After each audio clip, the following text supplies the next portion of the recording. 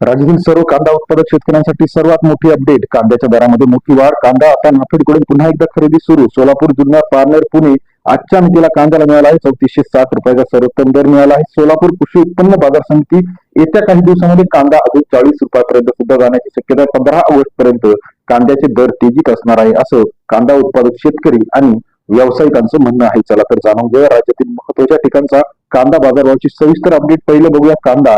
पिंपळगाव बसून मार्केटमध्ये 16,307 क्विंटलची आवक आहे 500 रुपये ते 3250 रुपयाचा बाजार दर. पिंपळगाव बसून मार्केटमध्ये सरासरी दर 2800, 2900, 3000 रुपयापर्यंतचा सरासरी सर्वोत्तम बाजारवर असेल. या कृषी उत्पन्न बाजार समिती 15,000 क्विंटलची आवक 1500, सरासरी दर 2500, 2600, 2900 रुपयापर्यंतचा लासलगाव कृषी उत्पन्न बाजार समितीतील आजचा कांदा बाजाराची अपडेट आपल्याला सविस्तरपणे पाहायला मिळते.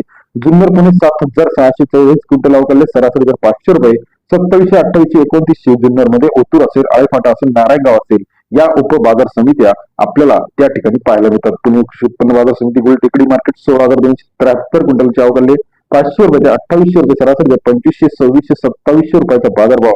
पुणे कृषी उत्पन्न बाजार समिती राहुरी मार्केट 10,250 क्विंटल 600 रुपये ते 2753 रुपयाचा बाजारभाव. राहुरी कृषी उत्पन्न बाजार समिती सरासरी दर 2400, 2500, 2600 रुपयापर्यंतचा राहुरी या ठिकाणचा बाजाराचे अपडेट. सोलापूर 21,410 क्विंटल 600 रुपये ते 3461 रुपयाचा बाजारभाव.